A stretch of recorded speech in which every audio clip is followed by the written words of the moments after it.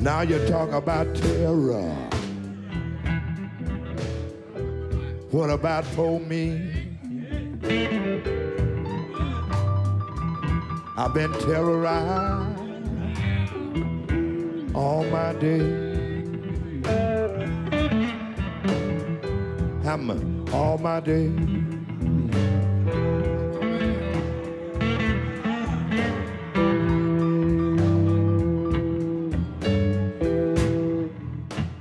Welcome to the Chris Hedges Report. The rise of neo-fascist movements across the globe differs from the fascist movements of the 20th century. Fascism in the last century arose to break radical workers' movements, many organized by the Communist Party. That was the point of Mussolini and Hitler. But the current neo-fascists, figures such as Jair Bolsonaro in Brazil or Narendra Modi in India, do not need to destroy workers' movements and unions. These have already been decimated by globalization, which depletes trade union power and the instrument of nationalization. The neo-fascists channel the anger of the unemployed and underemployed towards minorities and the vulnerable. This, of course, is the historic task of fascism. White men who once believed there was a place for them in society flocked to the cult-like Republican Party built around Donald Trump, the Le Pen movement in France, or Alliance for Deutschland. They attack migrants as if migrants, rather than the ruling financial elites, are responsible for their misery. Vijay Prashad, in conversation with Frank Barat in his new book, Struggle Makes Us Human, Learning from Movements for Socialism, addresses these deformities and explains how we can fight back. Prashad, an Indian historian and journalist, is the author of 30 books, including Washington Bullets, Red Star Over the Third World, The Darker Nations, A People's History of the Third World, and The Poorer Nations, A Possible History of the Global South. He is the chief correspondent for Globetrotter and a columnist for Frontline. He is also the chief editor of LeftWord Books. Joining me to discuss his new book, Struggle Makes Us Human, Learning from Movements for Socialism, is Vijay Prashad. So I use that in the introduction because there are many, I thought, great points in your book. But that difference between classical fascism and neo-fascism, I think, is important. And I wondered if you could kind of elaborate a little bit on that in terms of perhaps other differences or why neo-fascism sometimes doesn't look like traditional fascism. First, Chris, it's an honor to be with you. I'm really happy to be speaking with you as far as we're going to be allowed to speak, because it seems like every other day people get their shows removed and so on. We're living in very difficult times. So I'm very happy to be here with you. I've been struck by the language of fascism that gets thrown about to describe things. And sometimes there's a kind of laziness that sets in. You know, things look like fascism, or if you don't like somebody, you call them a fascist and so on. But, you know, there was a great literature that developed in the 1930s and 40s, even after the war, to try to explain the rise of the first wave of fascism with Mussolini, with Hitler, and of course others. And that literature suggested that fascism developed largely, but not exclusively, as a way for ruling elites to have a hammer to break down the great threats posed by the growing workers' movements. It's also true that after the Russian Revolution of 1917, most of the revolutionary movements in Western Europe, but also in Eastern Europe, in Hungary, in Germany, and so on, had been defeated. The uprising in 1919 defeated in Germany, the working class quite disoriented by that defeat. But nonetheless, by the time of the Weimar period in Germany, certainly in the 1920s with the big Turin strikes in Italy, working class movements had begun to assert themselves again. And given the kind of crises faced by owners of property with the Great Depression and so on, fascism was the great stick wielded by sections of the elite to beat back a workers' movement. So, you know, that's one interpretation of the rise of classical fascism. What happens in the 1990s and 2000s is we see something quite different take place. In this contemporary period, it's very clear that the workers' movement was greatly disoriented by globalization, which is to say, by the incorporation of workers from around the world into the international capitalist system. This includes workers in the former Soviet Union, workers from China, workers from much of the third world who had been, in a way, held off from the global capitalist system by mechanisms such as, export, the prevention of open exports through import substitution regimes in the third world, or by, in the Soviet Union, the enclosing of the Soviet economy, the preserving of the sovereignty of the economy, and so on. All of this breaks down in the 1990s. You see this vast tide of workers enter the factories of multinational corporations. This really damages worker power. And then, of course, on top of that, it also weakens the sovereignty of states along the global commodity chain. So by the time of the 2010s, workers' movements are really much weakened around the world. So then you ask the question, well, when this new wave of fascist-like movements develop, or fascistic movements develop in India and Brazil and so on, they don't fit into the definitions of classical fascism. Something else is at work here. Well, one of the things that interests me, and interests me a lot in assessing this period, is that really the kind of evisceration, the destruction, the desiccation of liberalism, and to its left of social democracy. In most parts of the world, beaten by the kind of austerity regimes driven by the International Monetary Fund, the kind of neoliberal policies of privatization, of commodifying areas of social life, of cutting back on social welfare, and so on. This global wave against effectively social democratic policies, it delegitimizes liberalism, in fact, collapses liberalism on itself. You barely see liberal or social democratic parties emerging standing by the 2010s. In India, the Congress party, pale shadow of itself. In other parts of the world, in Europe, we see the Labour Party completely disrupted by this move. The left marginalized, and even when it attempts to make a revival under Jeremy Corbyn, beaten back by the forces of, neoliberalism, I suppose is the word to use. So in that, what one sees is that the elites, in a way, lose whatever marginal liberal core that was held together in the previous period, either by the residues of national liberation movements, and that's in the third world, or by, the great, as it were, post World War II boom that took place in the West, which provided an allowance for kind of liberalism. All of that collapses by 2010 politically. And here the hard right, which is not just the Bolsonaros and the Trumps and others. I mean, in effect, in terms of policy, most of ruling class parties end up in a way as hard right parties. In the United States, the Democrats, of course, are different from the Republicans, perhaps less repellent in their attitude towards culture, in their attitude towards social minorities, and so on. But in terms of the kind of basic class hatred of the poor, there's a unanimity of political opinion. And so as the elite moves in that direction, the neo-fascist section legitimates itself with its arguments against minorities, immigrants, and so on, and begins to strengthen its pole in society. Meanwhile, the left, already weakened by globalization, is weakened doubly, because as social democracy disappears and as the center moves rightward, the left NGOizes itself. Many of the people who would have been, say, important left politicians enter the NGO sector, enter the non-profit sector, essentially to provide the kind of social relief in a private sector form that the state used to provide previously. And this, of course, weakens the left. It makes the left providers of relief rather than people who are providing an imagination for a new society. So, I mean, in that sense,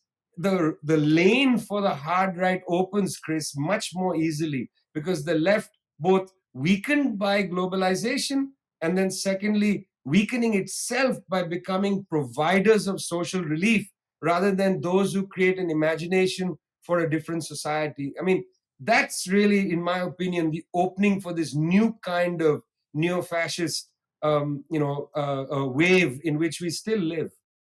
Just to juxtapose with the 30s, there was also a collapse of liberalism, of course, in Weimar. What's interesting about the rise of fascist movements in Italy and Germany is that before they took power, they cloaked themselves in the language of socialism. There's the great strike in Berlin organized by the communists, and Goebbels and the rest of the Nazi party realized that although they are about to outlaw unions as soon as they take power, they have to join that strike in order to get the workers. The other interesting difference, I think, is that in the 30s, with the rise of fascism, they set up parallel structures to replace the state, including the iconography and symbols of the state. But we don't see that now. Yes, and that's interesting, Chris, because in my opinion, there is a kind of intimacy. There's a real intimacy between the hard right and the sections of statecraft, let's say, the permanent bureaucracy in states. What do I mean by that? I mean, look, in the period just before, and I think Latin America is an apposite place to make these reflections. In the period just before, in the 1970s particularly, we saw the coup d'etat as the instrument by which the elite, using the military, was able to come to power, clobber student movements, clobber the emergence of a new left, and so on, clobber the Cuban influence on Latin America. They used the military. They very much used the coup d'etat as the form. Well, in this recent period, we also saw the left rise, this time not perhaps only the Cuban example, but also of Hugo Chavez. There were a series of left governments come to power, Evo Morales in Bolivia and onward. Well, the instrument used to tackle this rise wasn't the coup d'etat, except, of course, in Bolivia. That was used in Bolivia and in Honduras. In other countries, the right has found it actually quite possible to use the constitution, to use whatever institutions exist to their benefit. So we're beginning to see things that we call lawfare, the use of the law against the left, how the law was mobilized to delegitimize Lula, to prevent him from running against Bolsonaro in the last election. Then there's a kind of use of the legislature, massive amounts of money used to buy off slim majorities in the legislature. That was used against Dilma. Dilma Rousseff was removed from the presidency by a kind of legislative coup. So, I mean, if you take these 3 or 4 different ways, that's one. In India, the hard right has found it completely possible to use every instrument of the state. And in fact, those instruments of the state that they don't find valuable, they use the state to hammer them. They use other instruments of the state. So there's a kind of unfortunate intimacy between the hard right and the state. They actually don't find democratic institutions to be an impediment anymore. You don't need to have the March on Rome. You don't need to have the burning of the Reichstag by itself. Now, this doesn't mean that the hard right doesn't use terrible forms of violence on the street. In India, for instance, it's a good example. It's quite clear that in the elections in Uttar Pradesh, in northern India, political scientists have looked at this carefully, and they've seen that in parts of Uttar Pradesh where the hard right has engineered what is in India called communal violence, or violence against Muslims in particular, but also against oppressed castes, where they've had these sort of small acts of extreme violence in one town or in one village. These have operated almost homeopathically to change the mood in the entire state and swing the election for the hard right. So they use violence surgically. There's no need to again overthrow the constitution to come to power. And I think that's a very disturbing thing, because it shows you that it's not enough to stand in defense of the Constitution against the hard right. In the United States as well, Trump won an election. However narrow the election was and however poor US democratic systems are, they came to power through the election. And it's likely that in the next election, Mike Pompeo is going to be the president. So you can't defend the Constitution and say, well, they are attacking the Constitution. In fact, they are using the instruments of democracy, in some ways suffocating them by money and media power, which are, of course, the same thing, in order to open their road. So I think this fatal intimacy between the hard right and democratic institutions is something for people to really consider. What's been happening in many of our societies is the decline of public action. Robust public action has actually demoralized and demobilized majorities of people, and has allowed the hard right to have a grip on so-called democratic institutions. That's a problem. Our antidote has to be to revitalize public action. Well, that's what you call demo-fare, democratic institutions that are used to subvert democracy because, of course, they have been captured by the corporate elite, including the courts and the legislative branch. You write that the forces of the elite win elections because the system does not allow anyone else to prevail. Second, people sometimes do not vote because of the futility of the process. That's 80 million registered voters in the United States. Frustration with the institutions indicates that people believe that it can be better, that they want their sovereignty to be better managed, that the system as it is inadequate. Third, there are a range of barriers to participation, including holding elections on working days, preventing people from vote. But you write later in the book about how, I forget the term you use, but the reducing democracy to the kind of ritual of elections itself is a mechanism by which you weaken and destroy democracy. The key word for me, Chris, is confidence. What do people have confidence in? And do they have confidence in themselves to be able to, let's say, change things or transform things at most, but also just change things or have an impact in the world? I think to a great extent, we live in a culture globally.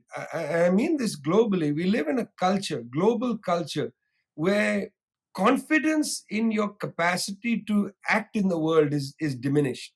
Um, in many ways, the advertising, media culture, but also just the nature of, let's say, systemic unemployment and underemployment and so on, has created a kind of sense in people, made us into more consumers than citizens, more into spectators than actors. And that should be, I think, worrying for people who believe in concepts like democracy, that lots of people just watch the news. They don't feel like they can make the news. And that thing of becoming a spectator in the world, that's disturbing to me. I mean, I understand, people must have a complicated attitude to the world. You don't always have to be an actor. You don't always have to be a citizen. You can also be a consumer and so on. You can also just sit back and watch other things happen. There's an uprising in Egypt. You don't have to get on a plane and rush there or to replicate it necessarily in your own society in a kind of, adventurous way. It's happening somewhere. You can watch what people are doing. But that's one thing. At the same time, do you feel like you're always watching history being made? This I don't even call it anymore the great man version of history, but this sort of televised version of history. History is happening somewhere else. Other people do things. Joe Biden is doing things, and I just sort of drive to the grocery store, buy groceries, come home, put the news on, and watch him doing things, making history. That sort of attitude, I think, goes quite deep in our world. And that's a civilizational crisis for the concept of democracy. It's not a crisis that I'm particularly, gripped by or worried about and so on. That should be the worry of people who believe in concepts like democracy. You can't have a democracy which is absent public action. The pandemic was a really, really good example of this. when the pandemic struck the world, Cuba, a small country, 11 million people, 11,000 medical students walked out of their dormitories. 11,000 medical students left the dormitory and they went house to house and tested every one of the 11 million people in Cuba. I was in the United States asking people, has anybody from the government knocked on your door? Has anybody, not even from the government, has anybody from your community knocked on your door? In Kerala, state of 35 million, in the city of Trivandrum, the capital of Kerala, the student movement decided to galvanize themselves. They took clipboards, they went door to door, checking particularly to see if elderly people or people who are disabled and so on needed any assistance. Did they need medicines purchased for them? Did they need food delivered and so on? This act of going door to door made them folk heroes in Trivandrum. And one of the students, Arya Rajendran, aged 21, then won the election and is now the youngest mayor in India. She's 20, just over 21, maybe 22 years old. Arya Rajendran. And she came to the public's notice because, as part of the student and youth movement, they just by themselves decided to go door to door. That's an act of democracy, that kind of public action. And I fear that these are, just because I'm telling you these one or two stories, that's what they are, is one or two stories. This should have been happening all over the world, and it wasn't. Partly because as people, we have been, like a military after a war, Chris, we have been demobilized. We've been told, quickly mobilize for the election. You come to the election, you vote, and then you're demobilized. Go back home, the government will take care of everything. That's not how a democracy should function.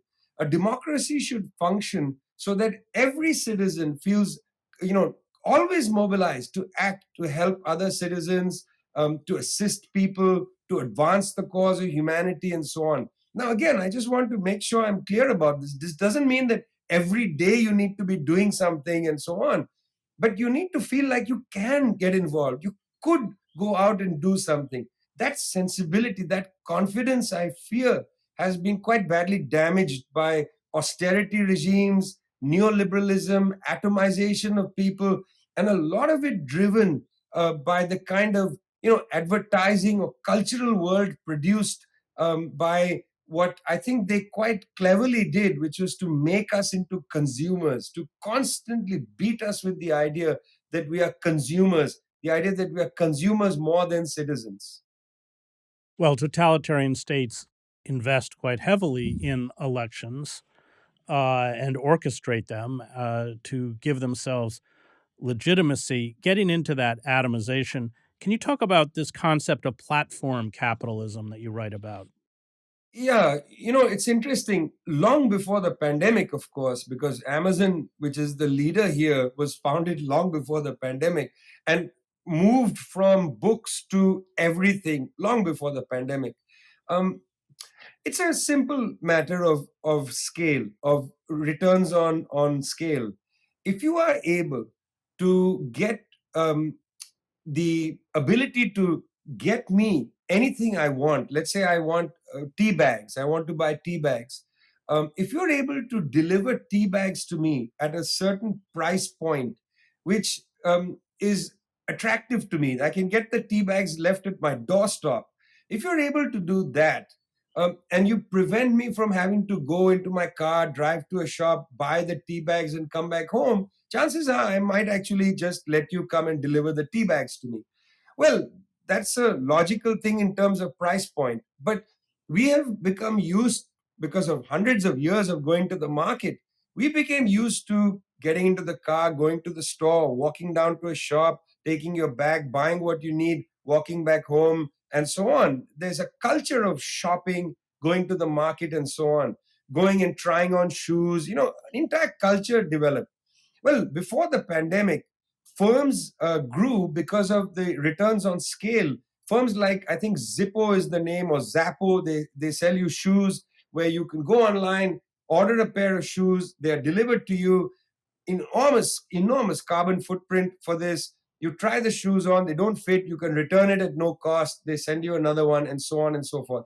These firms had developed before the pandemic, but during the pandemic, during the lockdown, it's almost like in many societies, not just in the richer countries, but in many countries, that we were suddenly all sent to platform capitalism university.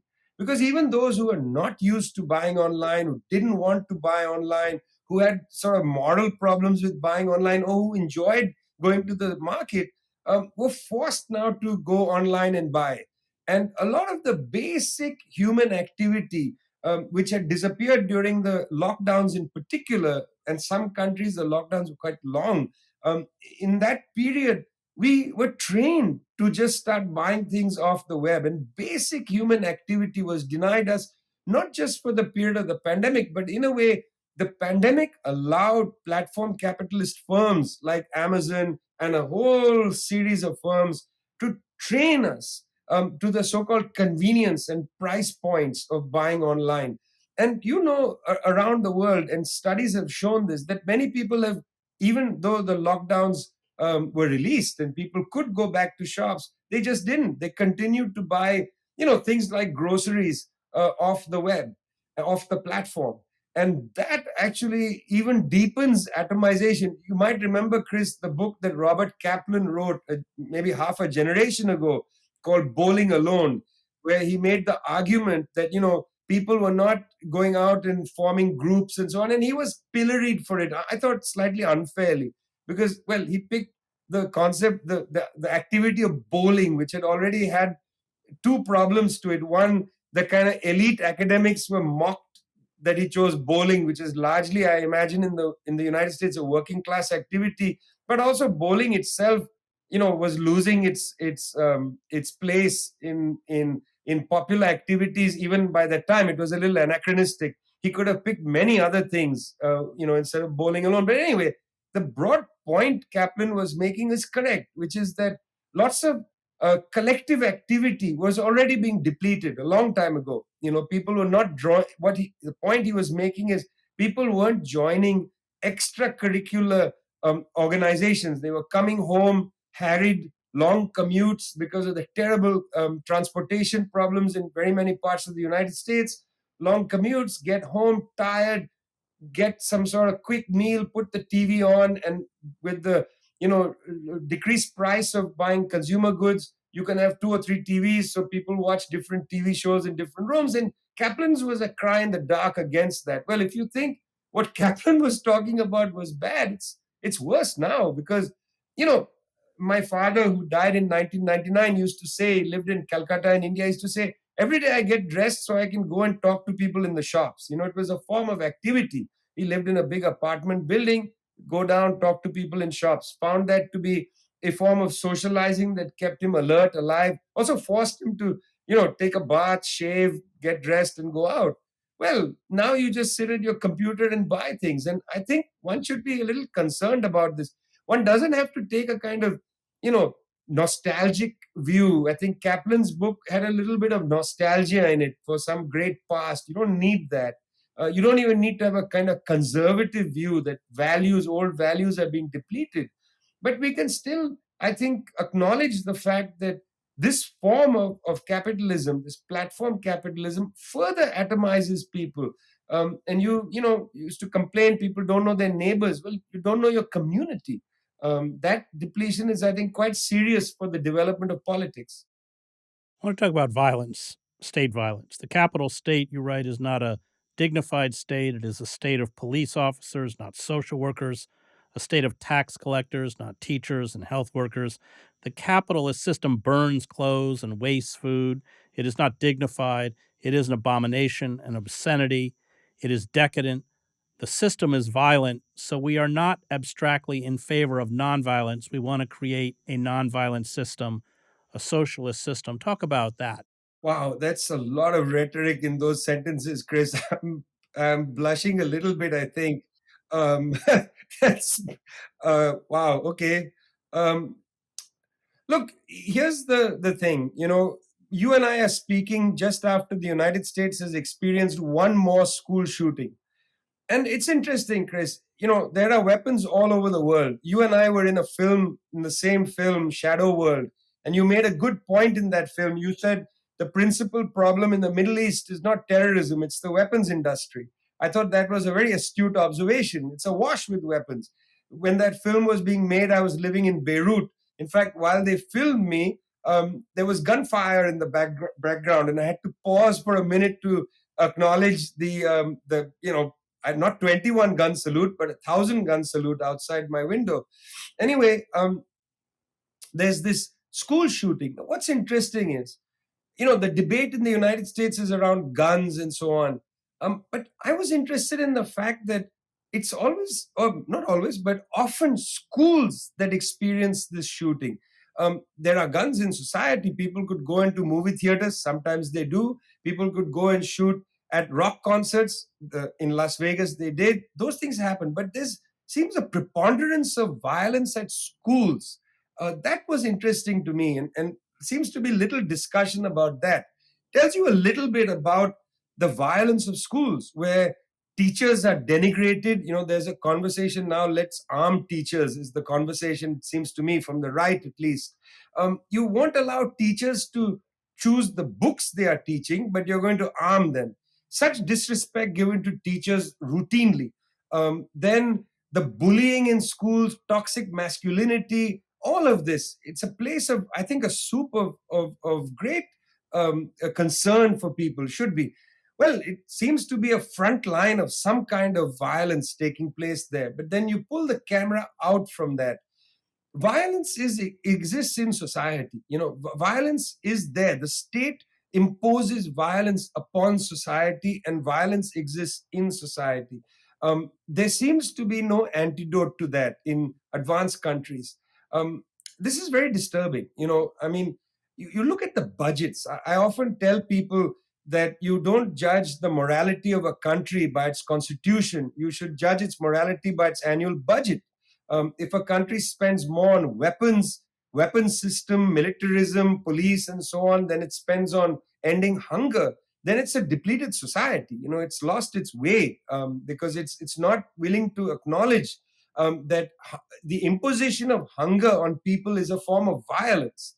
And therefore, that's no difference. The lack of funding to end hunger is in a way the same as the increase of funding to the police force. They're actually both the same thing. They are both acts of violence. If we just take the United States, I would say the annual budget of the United States is a violent budget. It's a violent budget towards society. And then society engenders violence. And what then typically happens is that, as Frantz Fanon wrote, I think beautifully, in the first chapter of Wretched of the Earth, called Concerning Violence, Fanon doesn't say, let's go out and burn things down and let's be violent. It's actually not a handbook for violence. It's very poorly understood.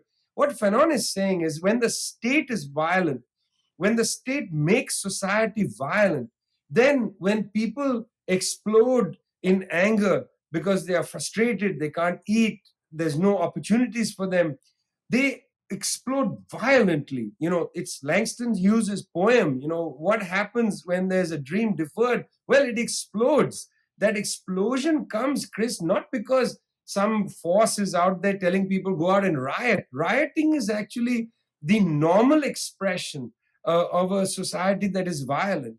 This gun violence in schools, and I don't want to be misunderstood. I don't think it's correct. I think it's all bad. But I think it is produced by a violent society. We need to find an exit to that. The exit to that is not going to come through violence. And on the other hand, you can't just be out there calling on people who are rioting to be nonviolent. The focus of our anger, of our annoyance, must be the violent state and the violent processes that impose violence on people. That's where one has to turn one's objection. The kind of moral jeremiads against the rioters, say in Minneapolis or in Los Angeles, I think this is a misfired criticism. The real violence is on the violence imposed on ordinary people who don't have any other avenues easily available to them than to go out onto the street and throw a rock through a window and take out a television set and so on, or to go into a grocery store and just take bread, for their families. That act of desperation is a mirror reflection of the society one lives in. I think the kind of, the indignation of the elite at that is not appealing to me, because that same elite is the one that imposed the violence on the first place. Great. We're going to stop there. I want to thank the Real News Network and its production team, Cameron Granadino, Adam Coley, Dwayne Gladden, and Kayla Rivera. You can find me at chrishedges.substack.com.